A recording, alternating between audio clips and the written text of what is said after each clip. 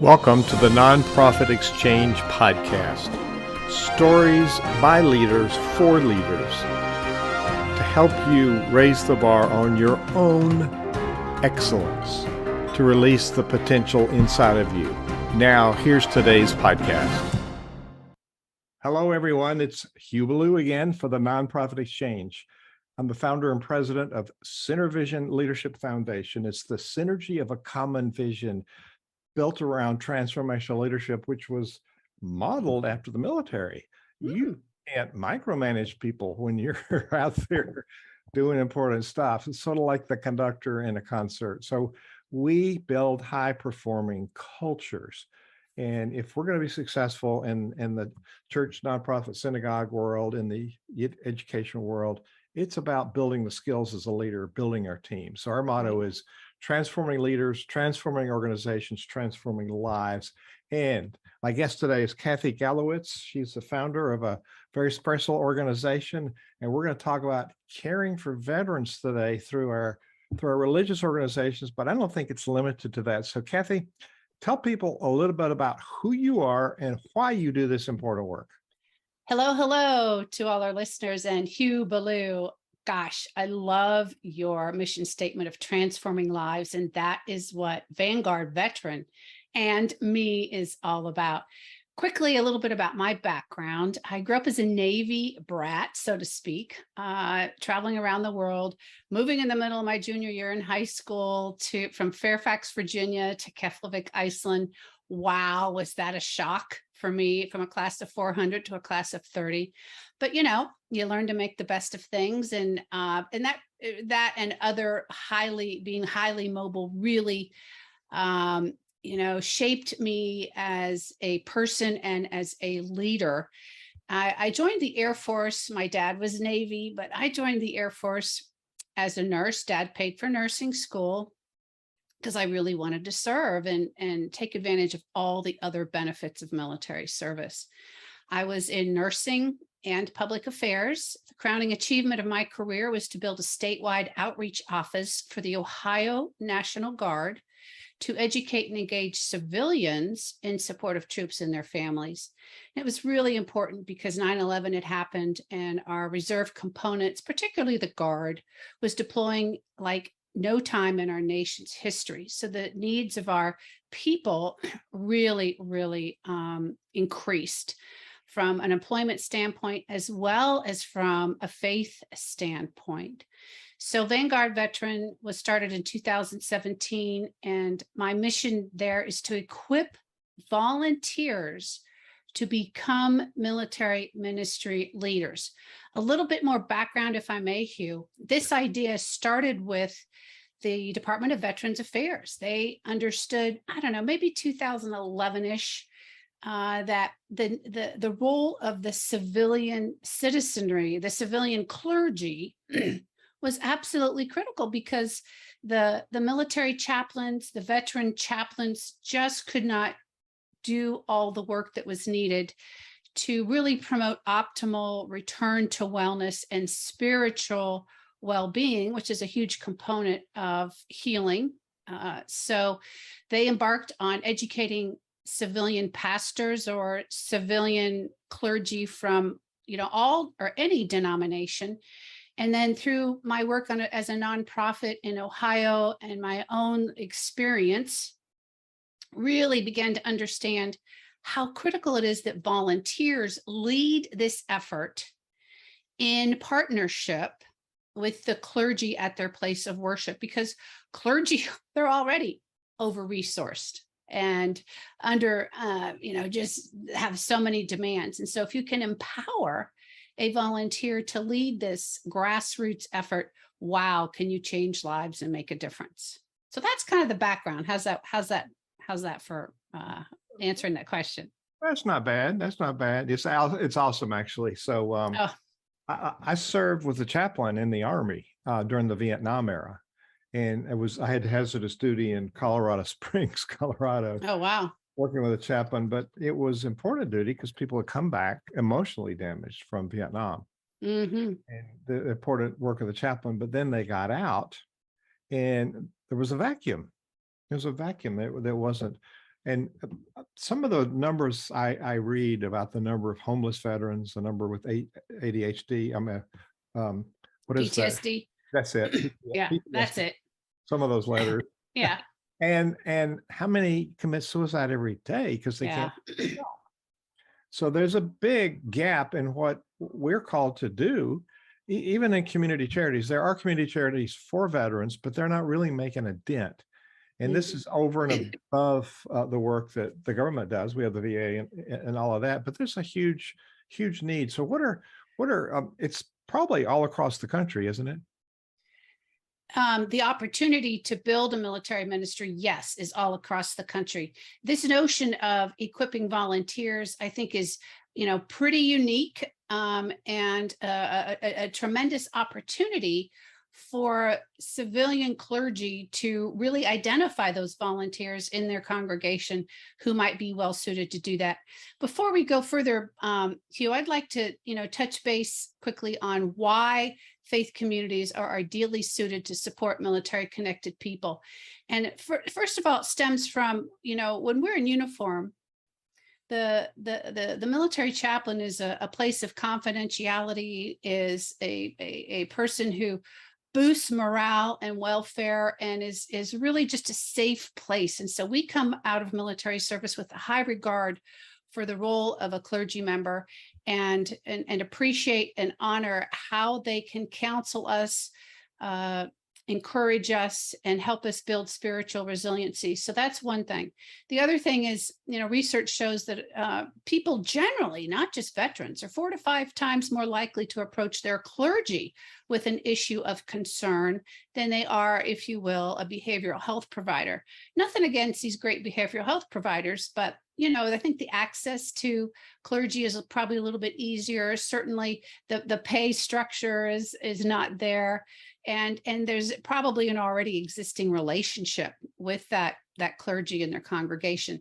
And congregations are highly hospitable, right? I mean, that's what we do. We do the Lord's work. We bring people into the fold, and we serve through our practical ways to really get to know people, and then hopefully help promote their spiritual resiliency.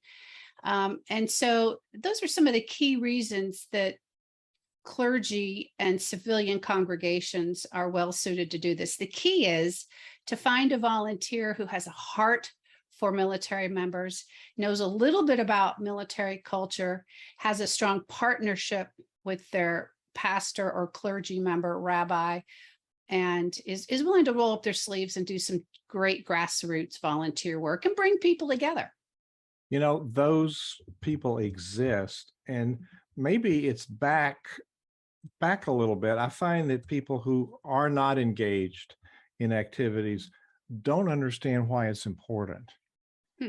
I think there's building a grassroots effort. Let's talk about that. It Sure. could be community-based. There are a lot of people running nonprofits that are faith-based leaders, even though it's not for the purpose of worship or having church or any of those, but there's a service aspect.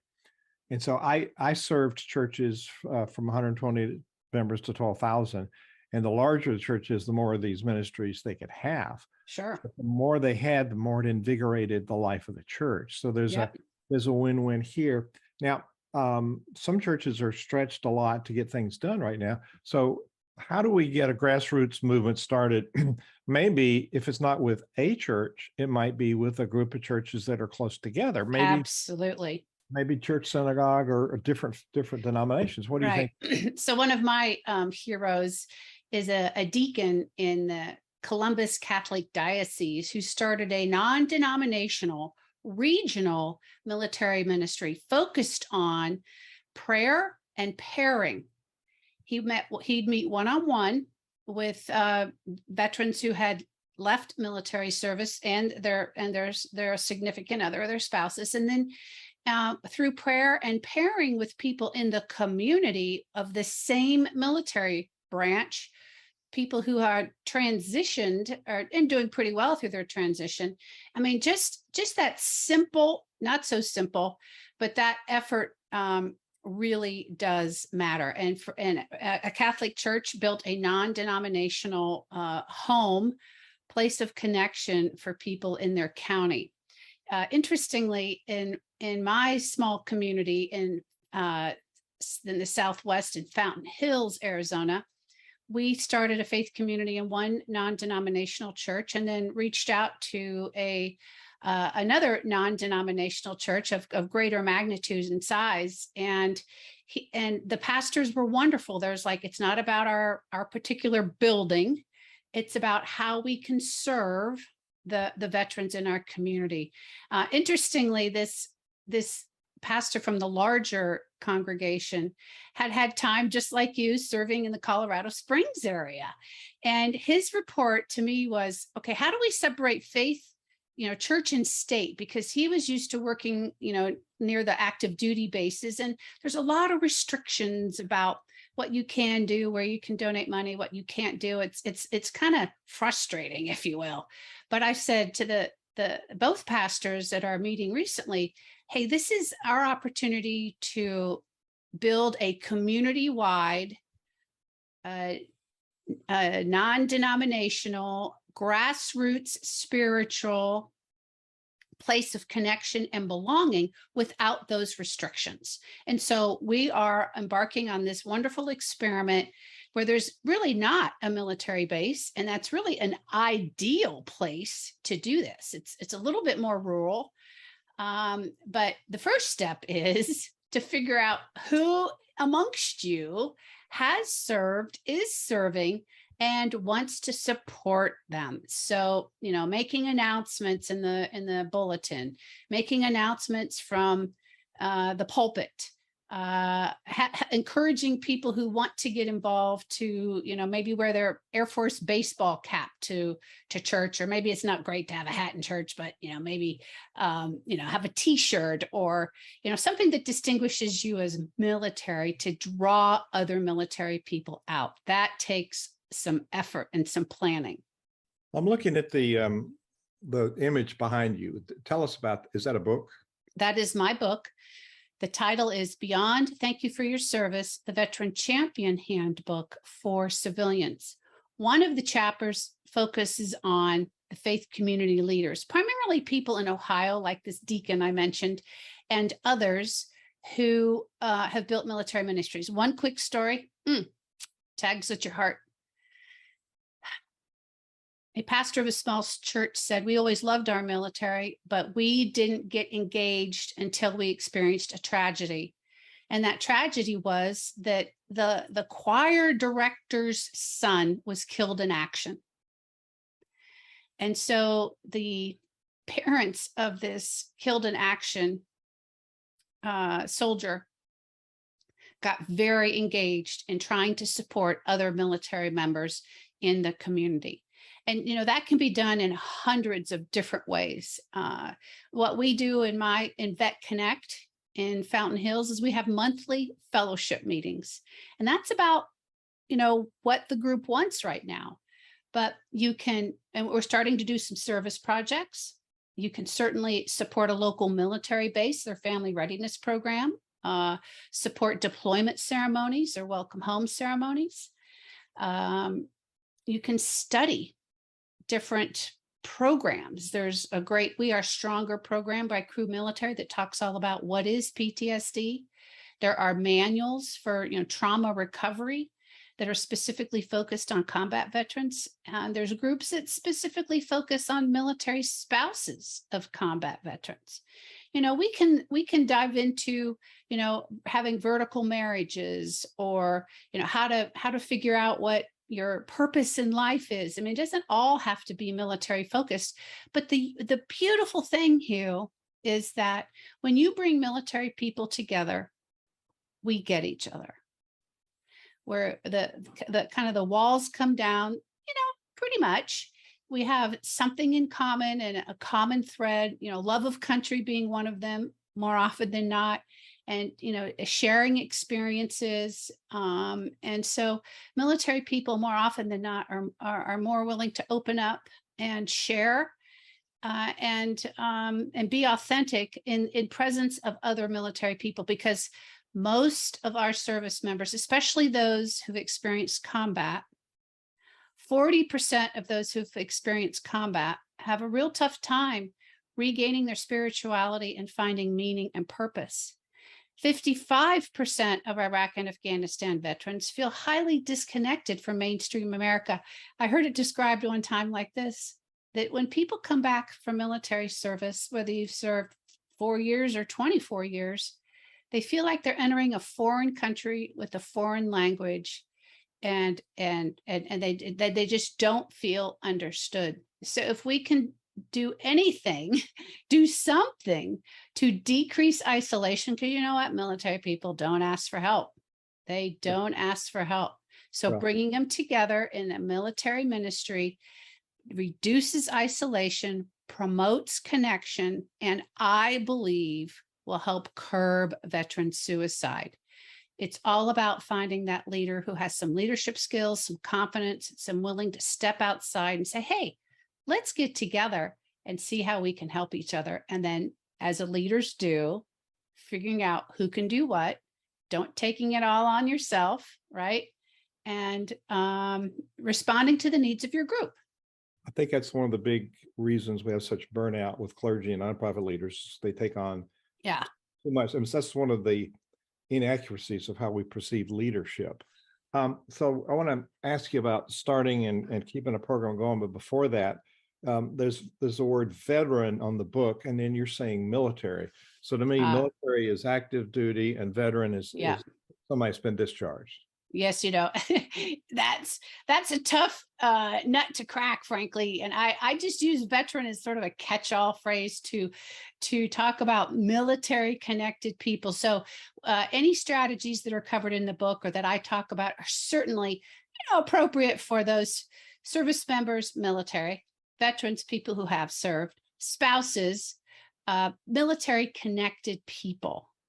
Certainly those who have served have been shaped heavily by military culture. And so that's really important to understand.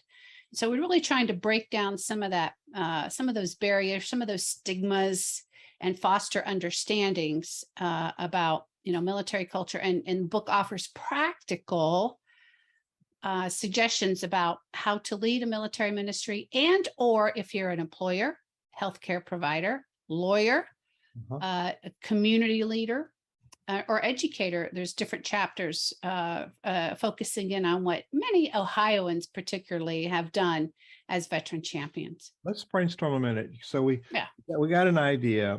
We know there's a need. We know our church and even our community is not handling that. They're not meeting that need.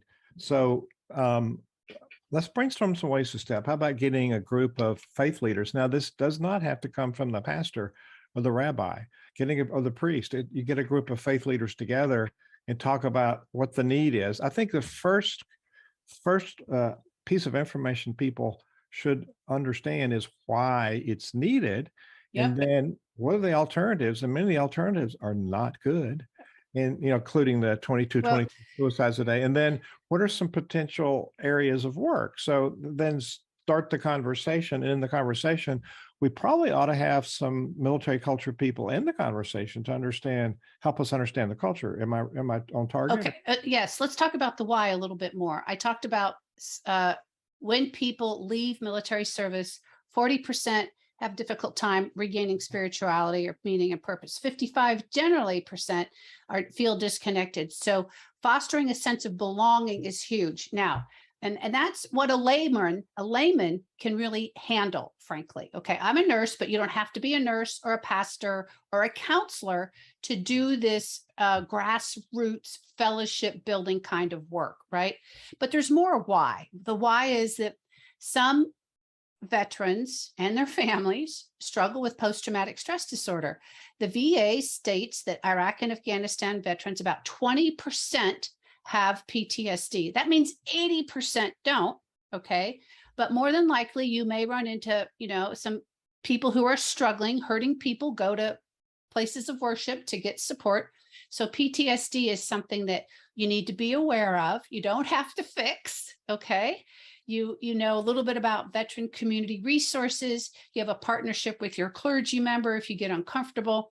and together you figure out, what next steps might be.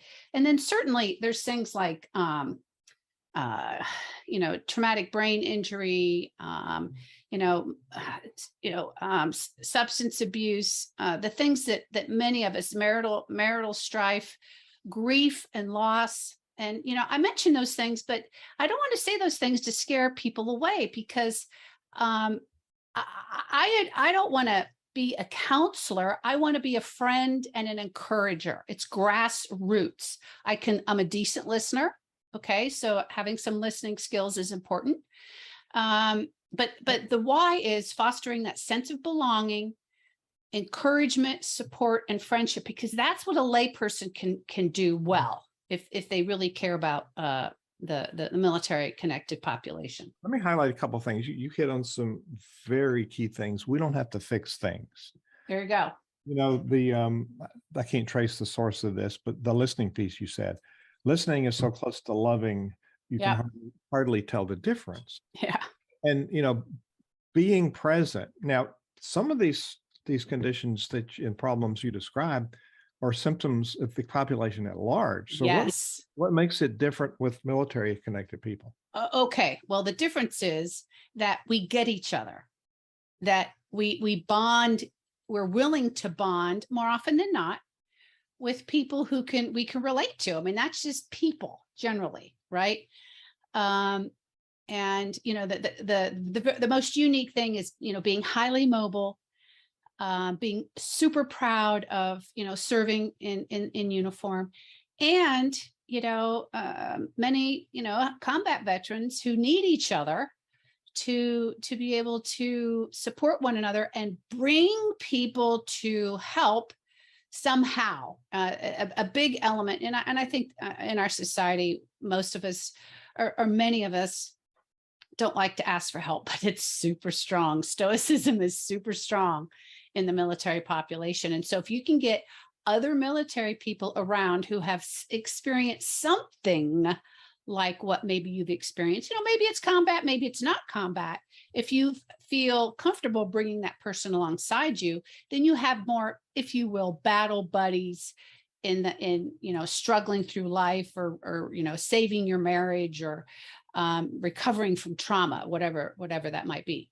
Well, some of those traits that you listed, it occurs to me, when in 40 years of ministry work, I led lots of mission trips abroad, and we went to give away something, but we got more than we gave away. There you go. It occurred to me that these communities of faith, our local charities could gain something. Thank you. From this culture that we don't have. Thank you. This close-knit culture. I mean, when you're in combat with somebody, you bond, and you're working together because your life depends on the relationship. We could learn from each other. So having somebody as a champion. So I want to reiterate what you said. You don't need to be an expert, subject matter expert, or any kind of expert, any of this. You have to, number one, have an understanding. There's a ministry here, there's a need here. Number two, a willingness to step up, and three, a willingness to engage others and start in dialogue, because we're not fixing problems. We're engaging people in community who then will work on the problems together. It's not up to us. Am I hearing you right? Yes, you are. And yet I would contend that it's really valuable to know a little bit about military culture. If you're a military spouse or if you're a military mom, you're going to have a good foundation. If you haven't, really lived with someone, it's always good to increase your knowledge. And one of the biggest things clearly is that, and what makes it challenging is that, military people tend to isolate, and it's hard to sometimes get them to participate. So if you can get the spouse there, oftentimes the veteran will come. Well, absolutely. And that's where the church, the community needs to learn from this. I mean, it's mutually beneficial for us to do these programs. So when you say this, what is the future? How do we say this is going to be successful, this initiative we're taking, this ministry? What are some of the traits of saying, yes, we're successful? Okay, but if I may, real quick, I want to define what a veteran champion is. And that is someone who builds mutually beneficial activities and services that promote quality of life, workforce and community. And when I say quality of life, just like you said, Hugh, wow, how I contend that any citizen who has not served, your life will be richly blessed by understanding and getting to know those people who have served, understanding their commitment, their sacrifice, their values. It kind of just brings tears to my eyes talking about it, because we are a special group. And I encourage each and every one of you to take time to connect with veterans and learn from them, because you will be richly blessed, and it'll be a great learning experience. So if you're not sure how to do that, there is a blog on my website, vanguardveteran.com, how to connect with veterans. Okay, so what does success look like, right? Is that what you're asking me? Yeah, but before we do that, your website, since you just mentioned it, it's vanguardveteran.com, and it looks, yes, sir. People go there just real quick. What will they see, and where do you find the blog you just mentioned? Go down, and it will say, see more. Here's the Suicide Prevention Month. There's a blog on that. It was great training. I encourage everybody to take. Keep going, read more. PTSD, older posts. All right. So there's a lot of stuff people can find. Yeah, a lot of resources. And what we do there on the right, you see the downward arrow. You'll see military ministry there. What we do. Nope. Go to what we do. What we do. A little bit to the right. What we do. And then go down military ministry builder. Yep. There you go. Here's again the definition of veteran champion. A quick video. I have a quiz there for you to take, kind of give you a general sense of where you are on the continuum. Maybe what more you could be doing to become a veteran champion. And when I ask you the why that we talked about is right here. There you go. So I want to make sure you get in. What are the traits of a successful ministry? And then talking about some of the procedures, because I know from the military, having been there, there's a process, a procedure for everything. We know how things are. Well, okay. This is a grassroots thing, right? Yeah. There's minimal structure. The structure evolves from the people involved. Right. And so what I think a successful military ministry looks like is that people keep coming back. It could be 2 people, it could be 10 people, number one. Number two, that they are bringing their friends. This last weekend, we had 3 new people.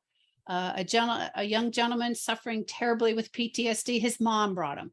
We had a combat veteran who just came to Christ. He brought another combat veteran that's going through a divorce and exploring his faith.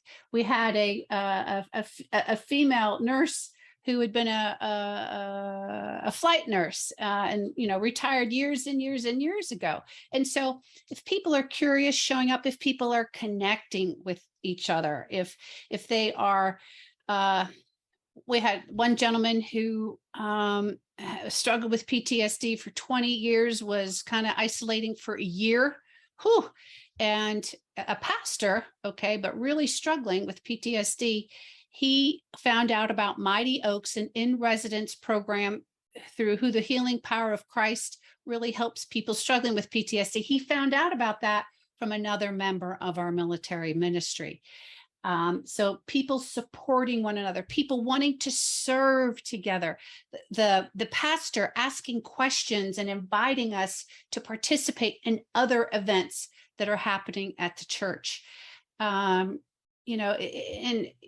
really it boils down to how are people supporting one another, because ours is all about fellowship, and are people engaged? It's hard to measure how we prevented this or prevented that, but you can see, measure, and feel, right, the connectivity and the resources that people are pursuing to help them heal. That's really what it looks like. And the pastor, I think, is critical in this, and being supportive, and maybe being willing to offer you an opportunity to show a video on Veterans Day or Armed Forces Day, maybe being willing to have a real quick panel discussion about how the congregation can be involved in Veterans Day, maybe allowing, the veterans to create a wall of honor, to put pictures of all the people who have served or are serving, or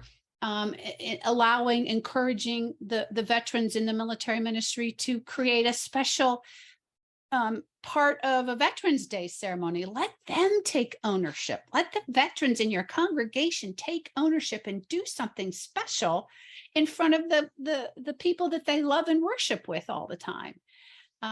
That's what really makes me tick. All that stuff. It's almost like the veterans are invisible, and it's what you're doing. And I find that local charities and churches who are doing ministries outside their walls or reaching out are much more successful than those that are just wait for people to come to them. Right. So, Kathy, Can't do that. You have piqued my appetite for this whole project. And so we're coming to the end of this really helpful interview. This is a paradigm shift. Like I promised people, this is things you don't know. You think you know, but no, you don't. Yeah. This is an energy field which we need to do in our country. So we do. Thank you. As we're leaving, do you have a tip or challenge or comment you want to leave people with? Please consider how you can contribute in the healing of people who have served in the military, because the wounds are there, whether they're spoken about or not. That doesn't mean that it's PTSD. It could be loneliness. It could be being discouraged. It could, just simple human needs. Please be on the lookout for volunteers in your congregation who, have a passion for military connected people, who maybe have some personal experience with the loss of their own or recovery of their own, and develop that volunteer, encourage that volunteer, and start small with something that the volunteer, is comfortable with. I offer a monthly coaching call the first Sunday of every month called Military Ministries Matters. Vanguard Veteran will come alongside those volunteer leaders and equip them and encourage them and support them to stick their neck out and do this. Because, this work can be a little bit scary, especially if you haven't been to combat. For instance, at our first meeting with my pastor and a sailor, that was my pastor knew really one person who he thought might be real interested in this. The three of us got together, and at that first meeting, the sailor told me he'd deployed multiple times, that about 21 of his comrades had committed suicide.